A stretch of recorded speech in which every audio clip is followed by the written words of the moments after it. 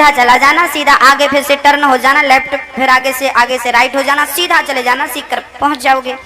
जैसे ये रास्ता आपको सीधा सीकर पहुंचा देगा, ऐसे ही परमात्मा तक पहुंचना हो तो सत्य के मार्ग पर चलो। सत्य का मार्ग ही परमात्मा तक पहुंचाता है, क्योंकि सत्य का मार्ग उसके दरवाजे तक आपको पहुंचाएगा। ये सत्य की बात है। इसलिए हमें अपनी वाणी कैसी करनी चाहिए मैया जी?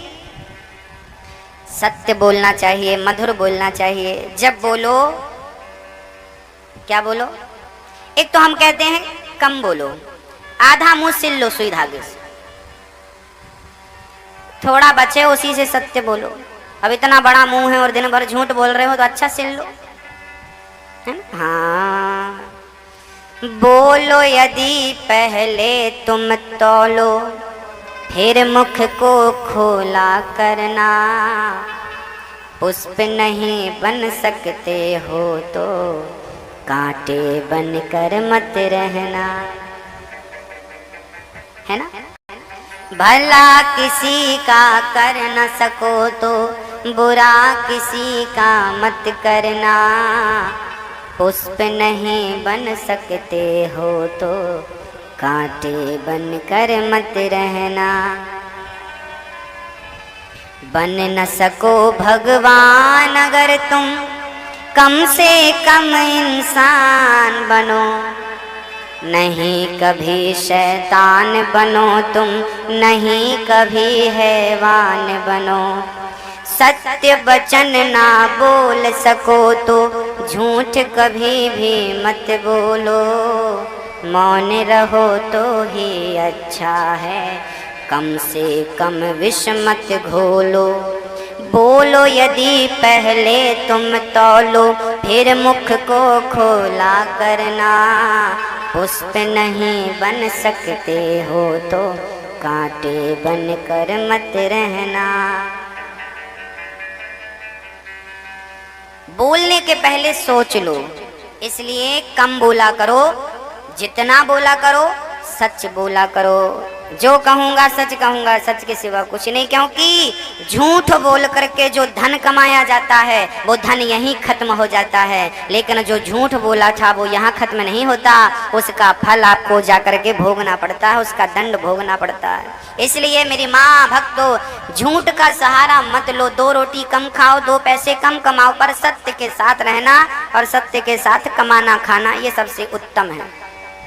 इसलिए झूठ का सदा सदा के लिए परित्याग कर दो। मनुष्य का धर्म क्या है? धर्म न दूसर सत्य समाना, आगम निगम पुराण बखाना। परहित सरिस धर्म नहीं भाई, पर पीड़ा सम नहीं अधमाई। सत्य बराबर तप नहीं, झूठ बराबर पाप। जाके हृदय साच है, प्रभुता के हृदय आप। ये भगवान कहाँ है? सत्य। इसलिए वाणी जो है ना भगवान ने दी है मधुर मधुर सत्य बोलने के। सत्यम ब्रूयात् सत्यम ब्रूयात्, सत्यम सत्य बोलो, सत्य सत्यम वद धर्मम चर। सत्य बोल और धर्म के मार्ग पर चल, ये सिखाते हैं हमारे ग्रंथ। तो मनुष्य का धर्म क्या है? माने मैया जी, ओ मैया, ओ पीछे वाली मैया जी, मनुष्य का धर्म क्या है? क्या है मैया जी? हाँ, सत्य बोलना मनुष्य का धर्म है, दया करना मनुष्य का धर्म है, मधुर बोलना मनुष्य का धर्म है, सेवा करना मनुष्य का धर्म है। ये अनेक धर्म की परिभाषाएं हमारे ग्रंथों ने हमें बताई, और सबसे बड़ा धर्म है भगवान की सेवा करना, भगवान के चरणों को हमेशा प्रणाम करना और भगवान के हो जाना, यही सबसे बड़ा धर्म है। हम हो गए राधा रानी के, हम हो गए श्यामा प्यारी के। अपने आप को समर्पित कर देना भगवान के चरणों में, यही है सबसे बड़ा धर्म। मैं नहीं मेरा नहीं यह तन किसी का है दिया। जो मेरे पास है मेरा नहीं, सब कुछ कृष्ण का है। तो अपने आप को समर्पित मनुष्य का परम धर्म है। प्रश्न नंबर 2, प्रश्न किया है शौनक जी ने। मनुष्य का धर्म तो समझ में आया, पर शास्त्र बहुत हैं, शास्त्रों का सार क्या है? अच्छा, शास्त्रों का सार क्या है? क्या सार है? बहुत ध्यान से सुनो। 4 वेद 6 शास्त्र में बात मिली है दो, दुख दीन है दुख होत है, सुख दीन है सुख होय। 4 वेद 6 शास्त्र में 2 बात मिली है कि दुख दीने से दुख होता है और सुख दीने से सुख मिलता है। तो जो हम देंगे दूसरों को वही हमें प्राप्त होगा। इसलिए आप अच्छा करिए सबके साथ तो आपके साथ भी अच्छा होगा। किसी के साथ बुरा करेंगे आप तो फिर आपकी भी जिम्मेदारी नहीं है, आपके साथ बुरा तो निश्चित है। पेड़ बोए बबूल का तो आम कहाँ से आए? जो बोया है वही काटेगा। तो शास्त्रों का सार क्या है? बोले शास्त्रों का सार है कि भगवान की शरण में जाओ और संसार को त्याग करके भगवान की भक्ति में लग जाओ। यही है मनुष्य का धर्म और यही है शास्त्रों का सार। भगवान अवतार क्यों लेते हैं? यह तृतीय प्रश्न किया है श्री शौनक जी ने। अवतार क्यों लेते हैं? बोले परित्राणाय साधूनां विनाशाय च दुष्कृताम् धर्म संस्थापनार्थाय संभवामि युगे युगे। जब जब धर्म की हानि होती है तब तब भगवान अवतार लेकर के धर्म की स्थापना करते हैं। यही है ईश्वर के आने का हेतु। चौथा प्रश्न है भगवान के अवतार कितने हैं? शौनक जी ने प्रश्न किया। भगवान के अवतार, मैया जी आपको बताओ भगवान के अवतार कितने हैं? कितने अवतार ले चुके भगवान? कितने अवतार है मैया जी भगवान के? कितने? भगवान के कितने अवतार हो चुके हैं आप बताइए, आपकी जानकारी पता है आपको? मैया जी, ओ मैया सो रही हो? देखो बेटा दादी क्या कर रही है। हाँ अच्छा आप सुन रहे हो, ठीक है। भगवान के अवतार कितने हैं? 600। हाँ कितने अवतार हैं? आज सुन लो, फिर कभी कोई पूछे तो बोल देना। भगवान के 24 अवतार हो चुके हैं, 23 अवतार हो चुके हैं। 24वां अवतार इसी कलयुग में, कलयुग के अंत में संबल ग्राम में विष्णु यश नाम के पंडित जी के घर में कलयुग के अंत में कल्कि भगवान का अवतार होगा। तो भगवान के 24 अवतारों का वर्णन भागवत में है। तो 24 अवतार कहे गए हैं भगवान के। कितने अवतार हैं भगवान के? सोना कितने कैरेट का शुद्ध होता है? कितने कैरेट का सोना शुद्ध माना जाता है? हाँ मैया बोलो, आप लोग तो जानती होंगी सोने चांदी के बारे में। हाँ आपके यहाँ 22 कैरेट का शुद्ध होता है, हमारे यहाँ 22 कैरेट का घटिया होता है। हमारे यहाँ 24 कैरेट का सोना शुद्ध होता है। 24 कैरेट।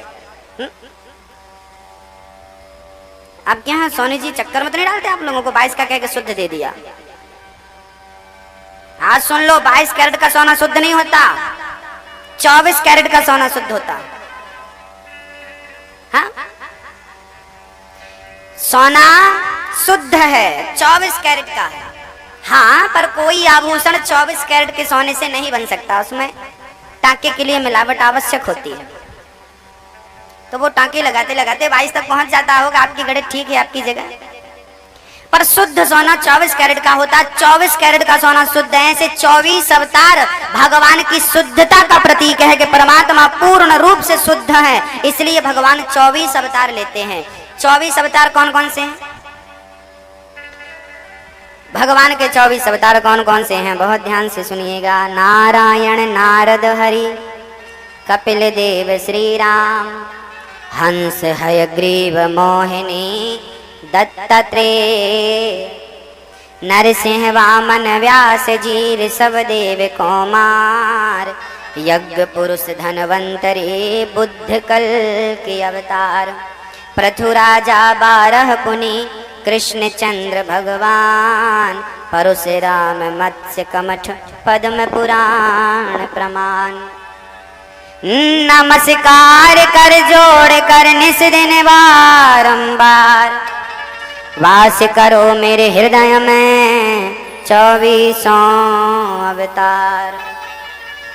ये भगवान के 24 अवतार भागवत में कहे गए हैं। एक दिन सरस्वती नदी के तट पर, कहाँ है ये सरस्वती नदी? बद्री विशाल में, बद्रीनाथ में। अलकनंदा, सरस्वती और गंगा मैया। सरस्वती नदी के तट पर, वहां पर व्यास गुफा आज भी है। वहां पर व्यास जी ने पुराणों की रचना की, 17 पुराण लिख दिए। 17 पुराण लिख दिए श्री व्यास जी महाराज ने। कितने पुराण होते हैं भक्तों? मैया जी, बहन जी, कितने पुराण होते हैं हमारे सनातन धर्म में? हमारे अपने ग्रंथ कितने होते हैं? आपको पता है कितने पुराण होते हैं? बोलो, कितने पुराण होते हैं? हाँ, कितने पुराण होते हैं? 18 पुराण होते हैं। 4 वेद होते हैं। कौन कौन से वेदों के नाम बताइए? सामवेद, ऋग्वेद, यजुर्वेद, अथर्ववेद, ये 4 वेद हैं। 18 पुराण होते हैं हमारे। 18 पुराण कौन कौन से हैं?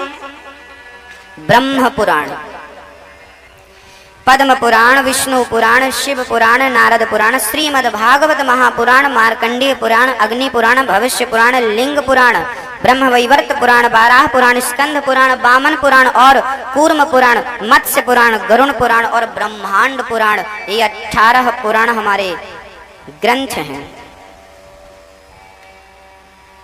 भक्तों,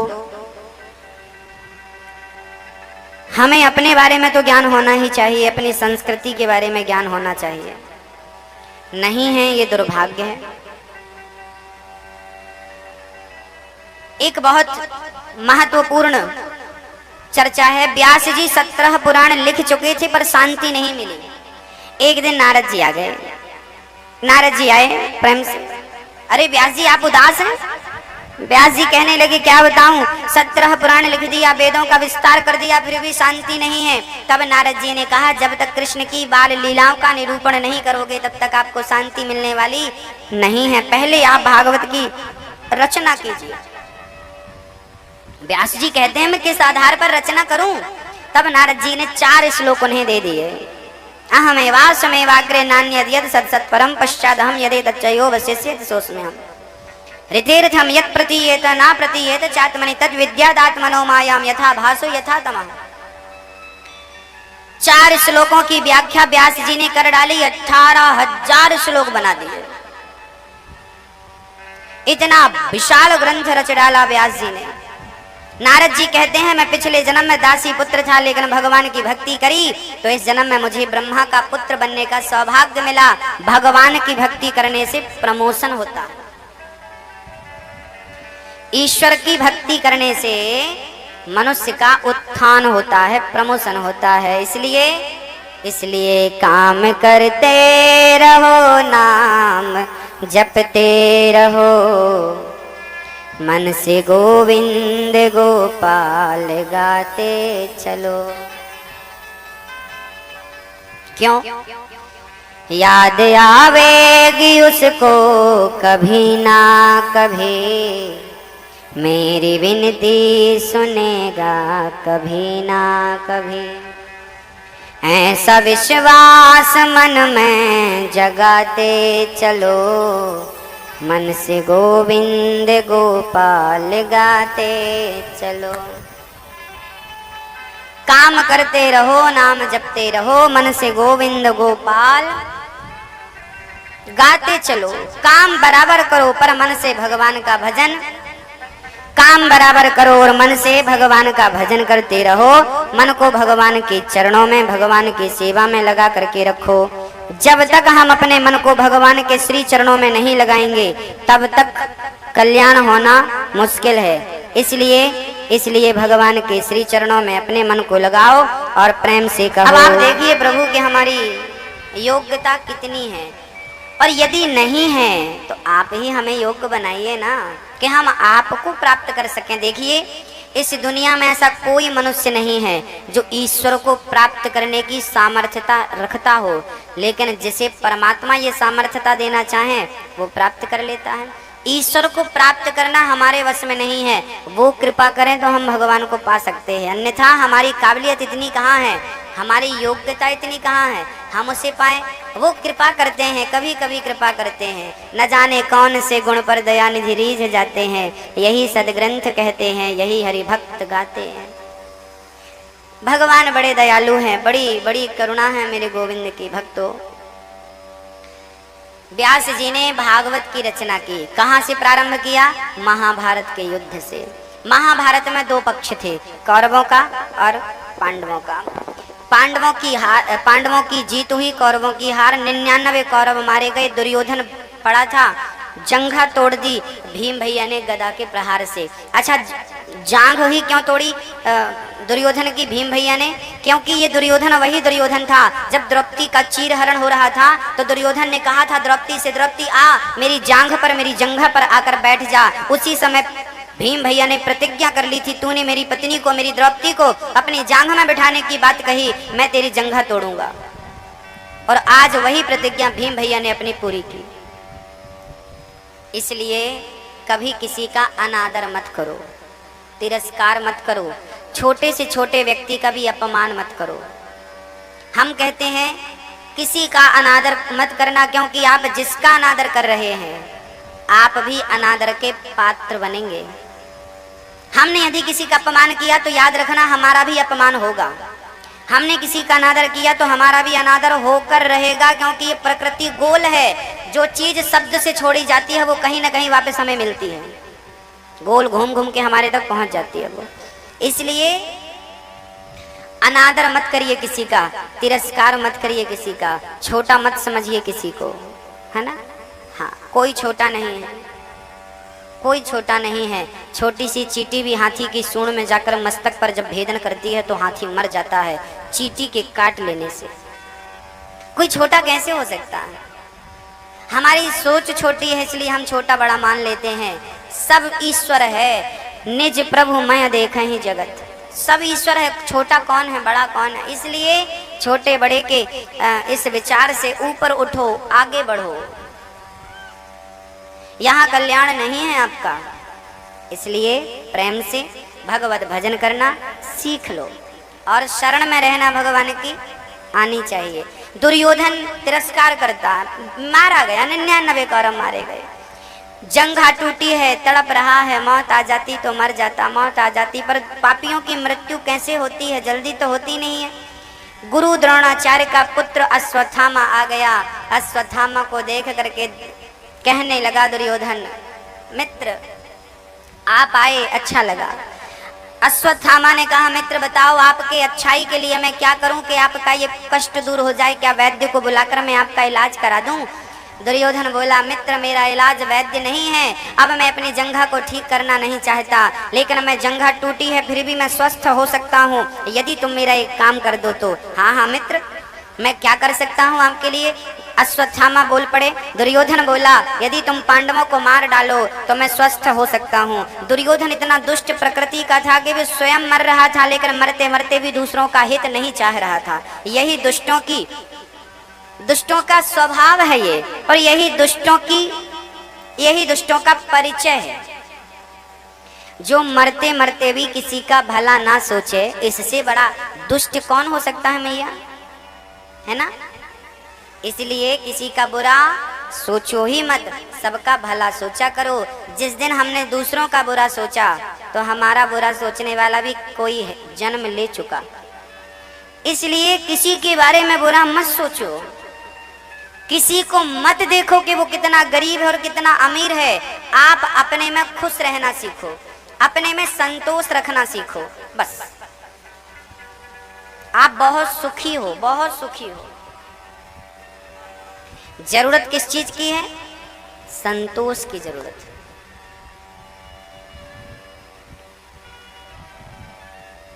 दाल बहुत अच्छी है पर थोड़ा सा नमक कम है तो स्वाद कौन बिगाड़ रहा है? किसके कारण स्वाद बिगड़ रहा है? किसके कारण बिगड़ रहा है? नमक के कारण। अच्छा थोड़ा सा और डाल दो, बराबर हो गया तो देखो स्वाद बन गया कि नहीं। जैसे नमक कम है तो दाल का स्वाद बिगड़ गया, ऐसे ही संतोष कम है, इसलिए जिंदगी का स्वाद बिगड़ा है। जिस दिन संतोष आ जाएगा हमारी जिंदगी में, उस दिन हमारी जिंदगी खुशहाल हो जाएगी, आनंद ही आनंद होगा। क्योंकि संतोष नहीं है हमें, जितना है उसमें हमें संतोष नहीं है।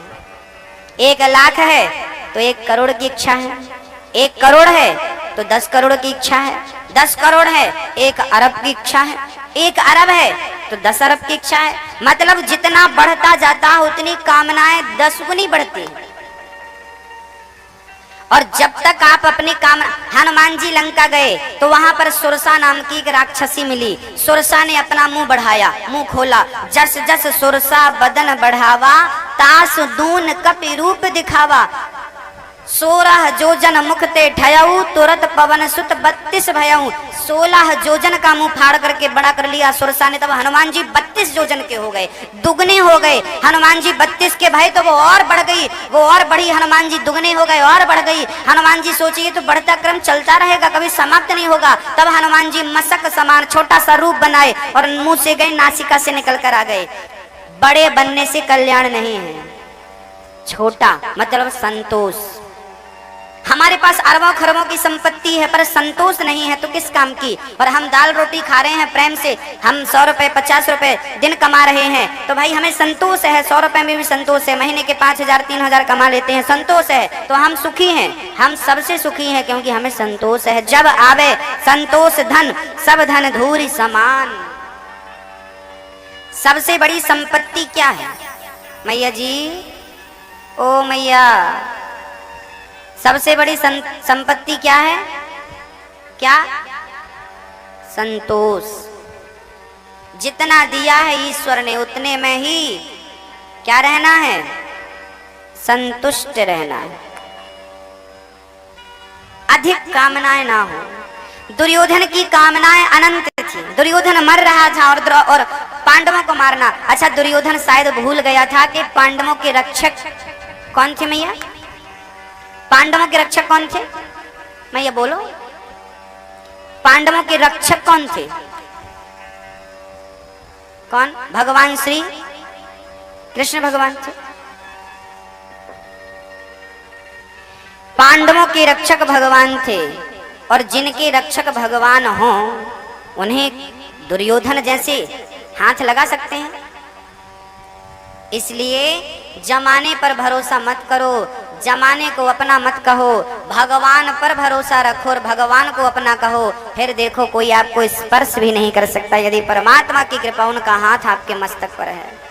सबसे बड़े यही हैं। दुनिया की शरण में जाने से अच्छा है भगवान की शरण में जाओ। दुनिया वालों से मांगने से अच्छा है भगवान से मांगो। सुदामा किसके पास गए थे? भगवान के पास।